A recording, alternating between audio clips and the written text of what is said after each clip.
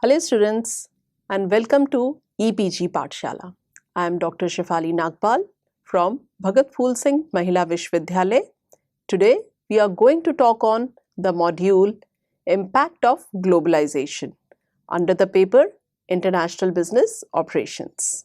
After completing this module, you will be able to understand the concept of globalization, understand the impact of globalization on Indian economy, positive and negative effect of globalization on Indian economy. Globalization, it means linking the economy of a country with the economies of the other countries by the means of free trade, free mobility of capital and labor, etc. It also means inviting multinational corporations to invest in the domestic economy. Globalization may be defined as a process associated with increasing openness, growing economic interdependence, and deepening economic integration in the world economy. Globalization implies opening of the economy to the foreign investment, removing the obstacles to the entry of multinational corporations, carrying out massive import liberalization by bringing down the import duties considerably, promoting international trade, etc. With the globalization in the country, India, multinational corporations are allowed to enter in number of crucial sectors in which their entry was previously restricted or banned.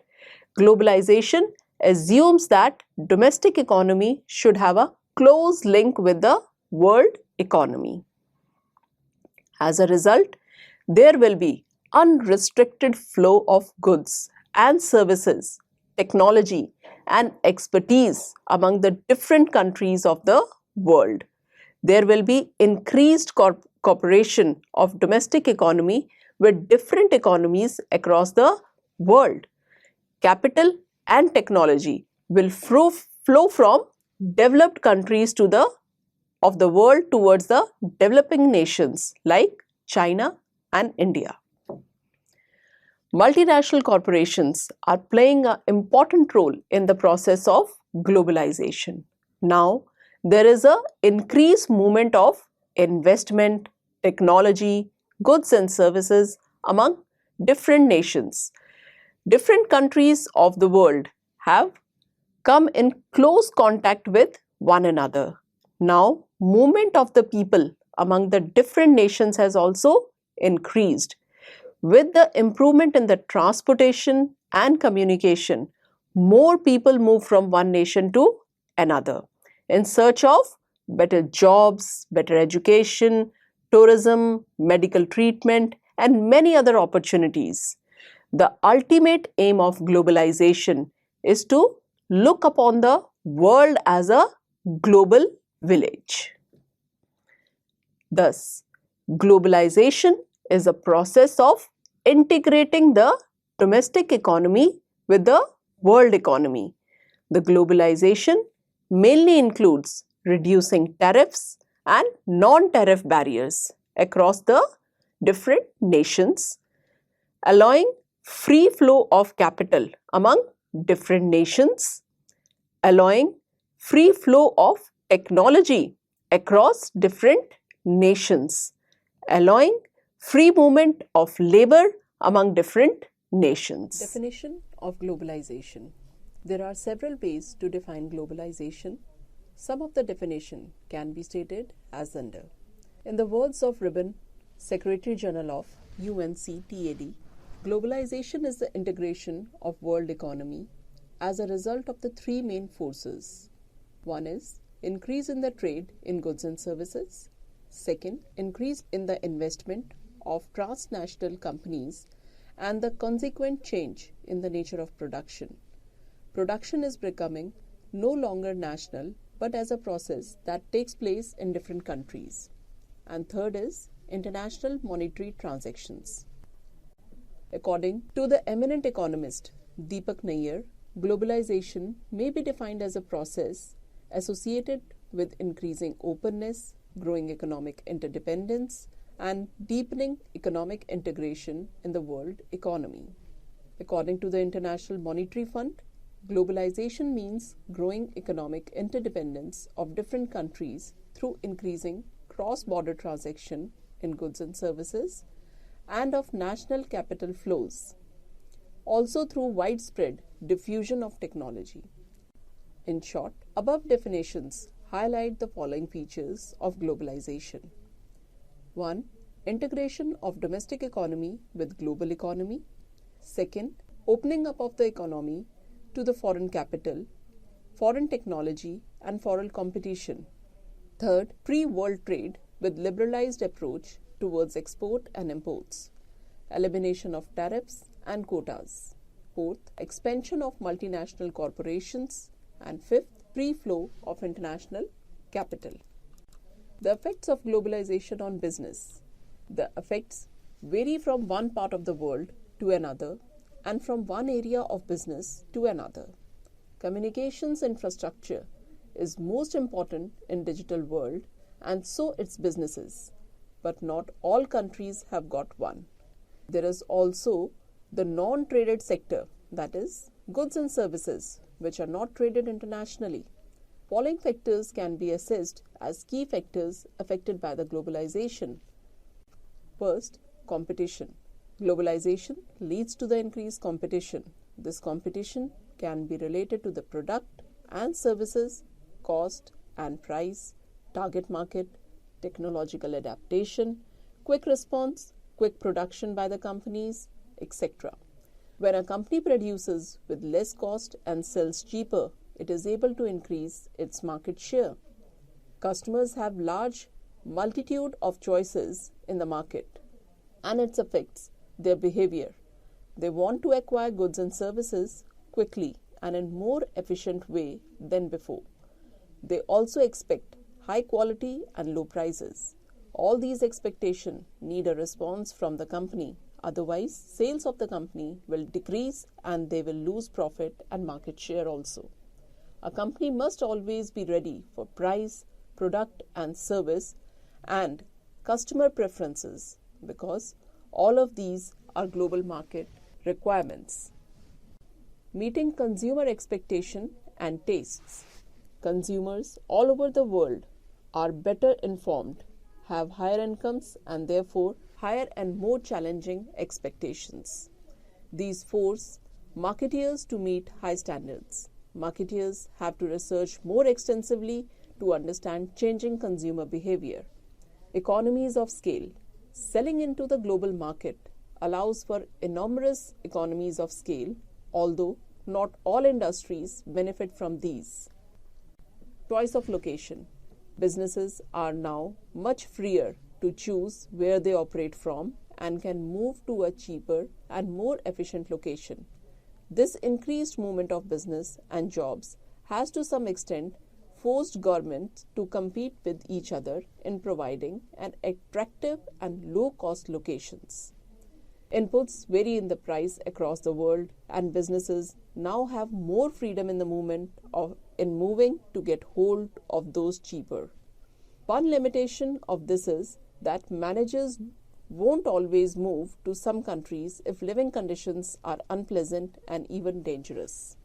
Multinational and multicultural management. There is a major challenge to the businesses and their managers. A multinational business environment is more complex with more variables and so is difficult to manage. A multicultural employment policy leads to employees of many different nationalities, languages, religions and cultures in different offices across the globe. These employees react in quite different ways to incentives, motivation, and is very difficult to find out by the managers who are sensitive to all these different factors. It is very easy to inadvertently give offense and demotivated. Repeat करेंगे. It is very easy to inadvertently give offense and demotivate the workers. Globalization of markets. National borders are becoming less and less important. Markets stretch across the borders, and multinational corporations have taken advantage of this. There are issues of language, culture. Still, consumers are more alike. But by no means they are the same. Many businesses have made expensive mistakes by not taking local variation sufficiently into the consideration. Marketing in particular is a minefield because its dependence on language. The marketing books, they are full of stories, often very amusing, of how business got wrong. Knowledge and information transfer. Information is the most expensive and valuable production factor in the current environment. Information can be easily transferred, exchanged from one country to another. If a company have a chance to use knowledge and information, then it means that it can adapt to the global changing. This issue is similar to the technology transfer issue in the global market. The rapid change in the market requires a quick transfer of knowledge and efficient use of that knowledge and information.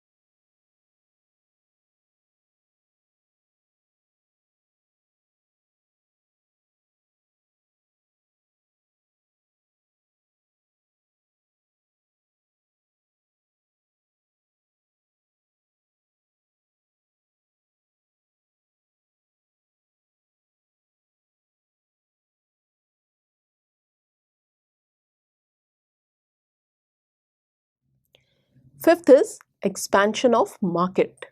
Globalization has expanded the size of the market. It has permitted Indian business units to expand their business to the whole world. Now, multinational corporations have no national boundaries. Indian companies like Infosys, Tata Consultancy, Wipro, Tata Steel, Reliance, they all are doing their business in many countries. Technological development is another factor which the globalization has enabled the flow of foreign technology, which is very superior and advanced. Now, Indian business units use this modern technology.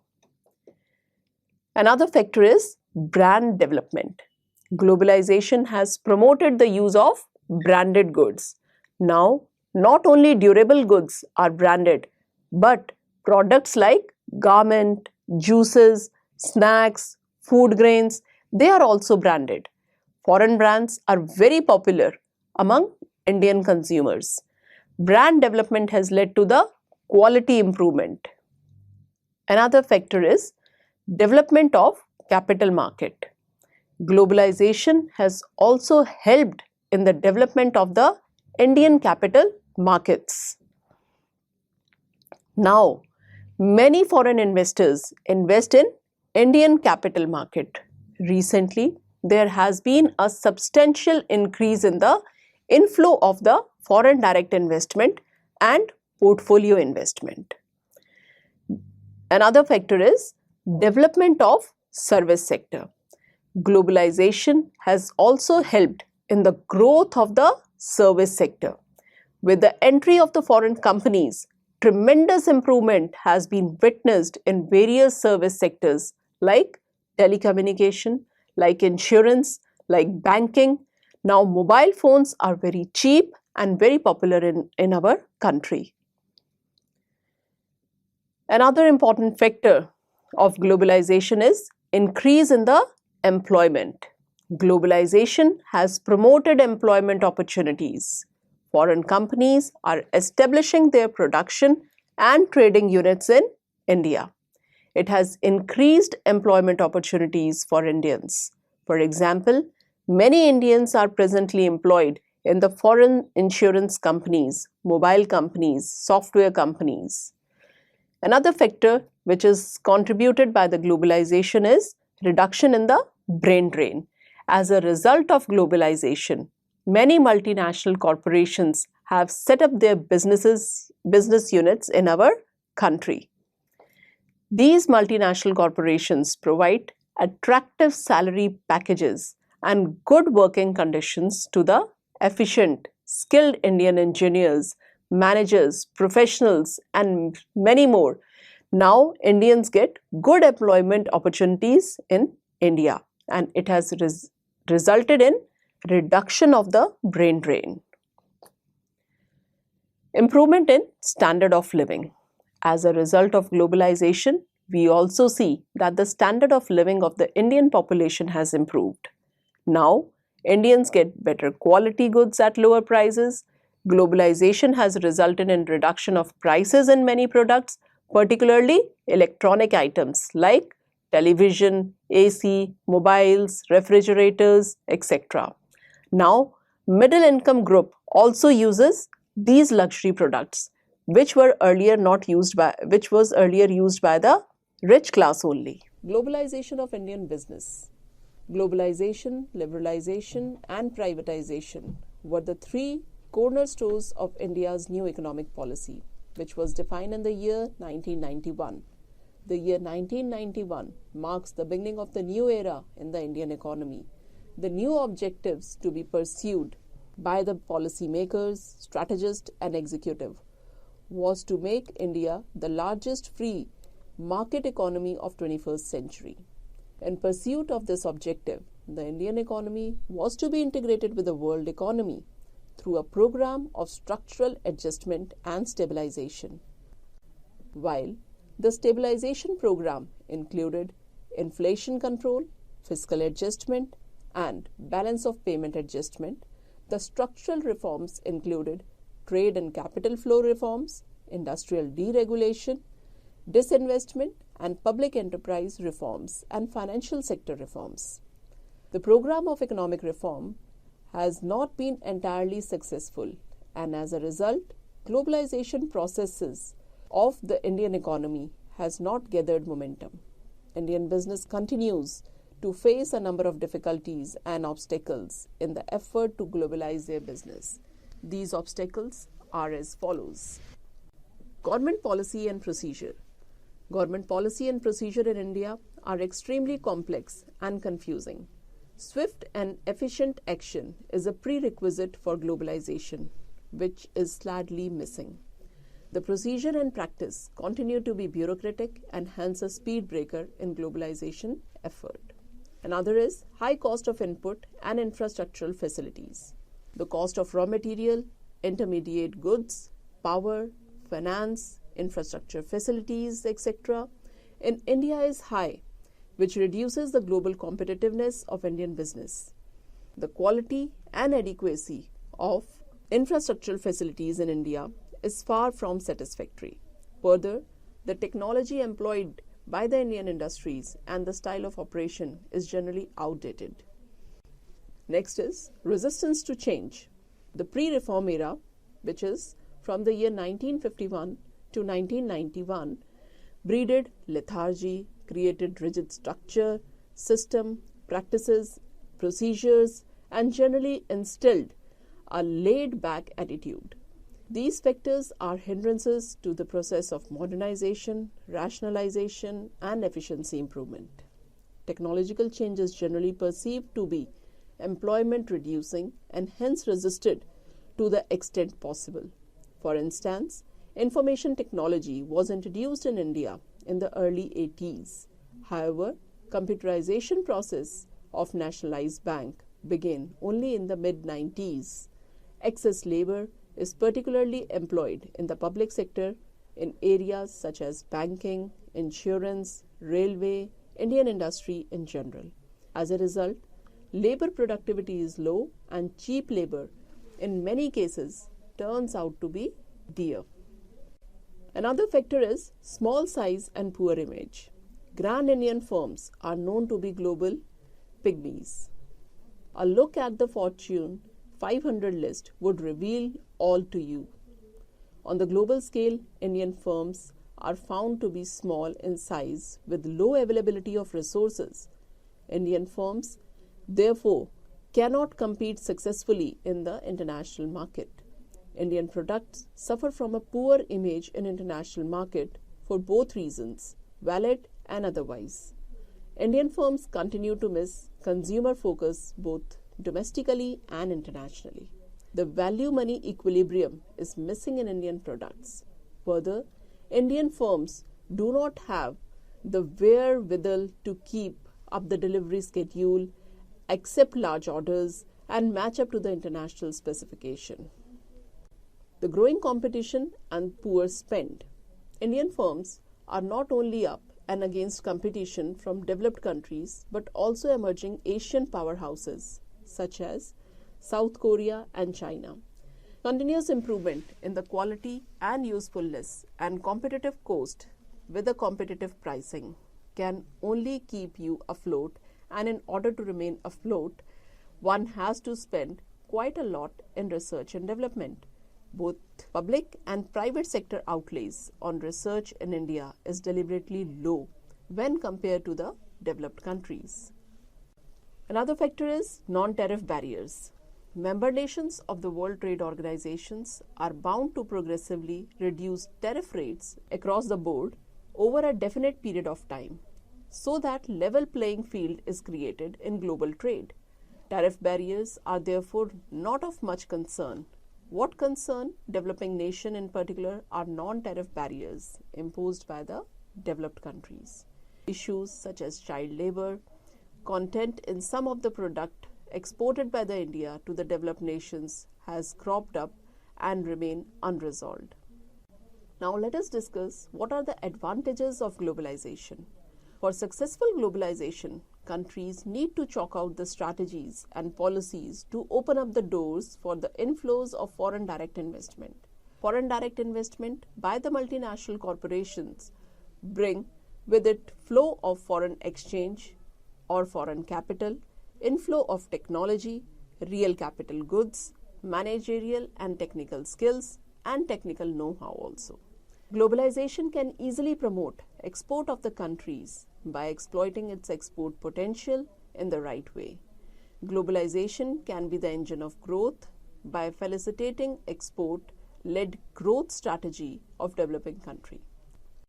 Globalization can provide sophisticated job opportunities to the qualified people and check brain drain in the country. Globalization would provide varieties of product to the consumer at the cheaper rate when they are domestically produced rather than imported. This would help in improving the economic welfare of the consumer class. Under globalization, the rising inflow of the capital would bring foreign exchange into the country. Consequently, the exchange reserve and balance of payment position of the country can improve. This also help in stabilizing the external value of the country's currency. Under global finance, companies can meet their financial requirement easily.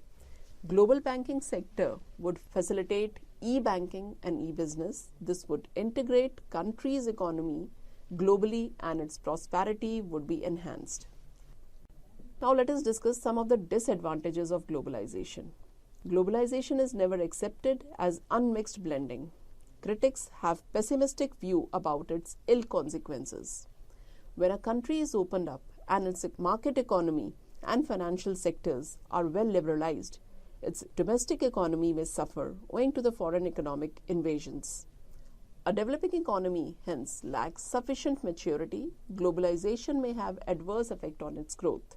Globalization may kill domestic industries when they fail to improve and compete with foreign, well-managed, well-established firms. Globalization may result into economic imperialism. Unguarded openness may become a playground for speculators. It may lead to unemployment, poverty, growing economic inequalities. Effects of globalization on Indian economy. Now let us discuss some of the positive effect of the globalization and the negative effect of globalization on our economy. First, let us discuss about the positive effect on globalization. It includes increase in the foreign trade. As a result of the foreign trade policies adopted in the wake of globalization, India's share in the world trade has gone up. In the year 1990-91, India's share in the world trade was 0.53%. In 1995-96, it rose to 0.60%, and in the year 2009-10, it is further increased to 1.78%.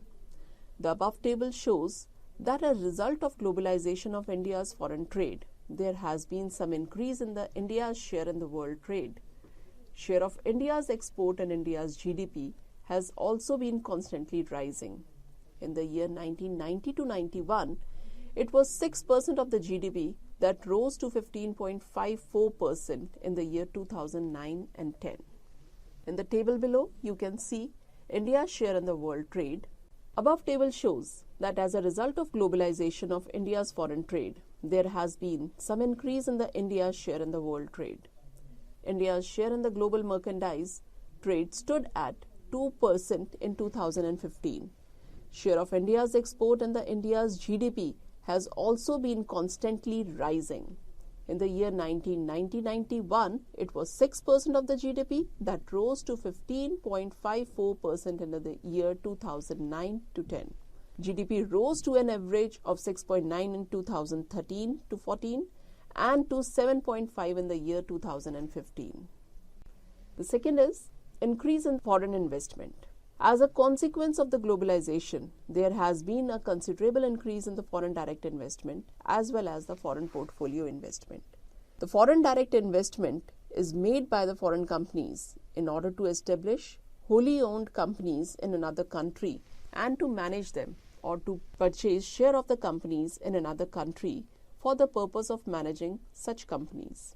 The main characteristic of the foreign direct investment is that native companies are managed by the foreign companies and new companies are set up in India by the foreign companies. In this type of investment, it is the foreign investor who takes the risk and is solely responsible for the profit and loss of such company.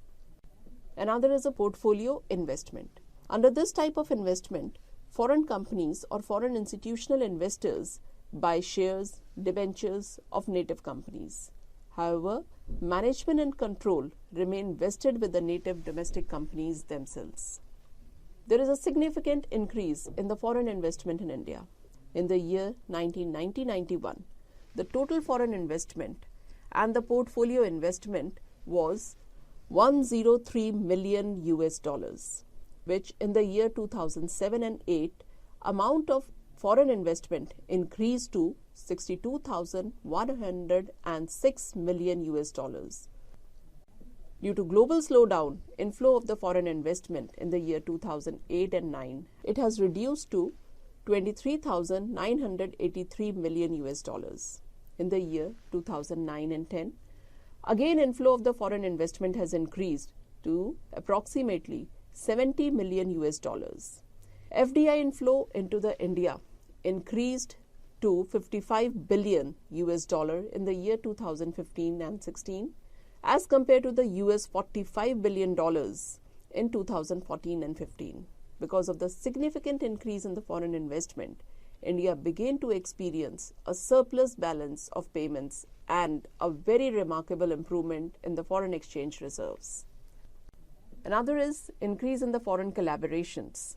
Globalization has promoted collaborations of the foreign companies with many Indian companies. These collaboration agreements can be technical collaborations, financial collaborations, or both. In financial collaboration, foreign companies provide the financial resources, while in the technical collaboration, modern foreign technology is provided by the foreign companies. Foreign companies are setting up many enterprises in India in collaboration with Indian companies. Another is increase in the foreign exchange reserves. As a result of the globalization of Indian economy, the foreign exchange reserves have also increased substantially. In the year 1991, foreign exchange reserve of India amounted to rupees 4,388 crore, which in the March 2011 increased to rupees 13,43,188 crores. So that means it is approximately 300 billion US dollars. Thus, there has been a tremendous increase of 306 times in the foreign exchange reserve of India. Fifth is increase in efficiency of PSUs, that is, public sector units.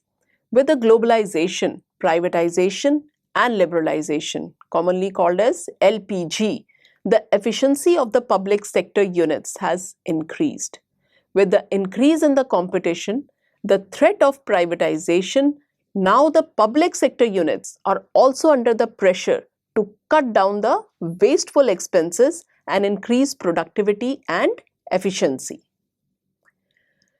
There are obstacles in the path of globalization as well. For example, bureaucratic hurdles.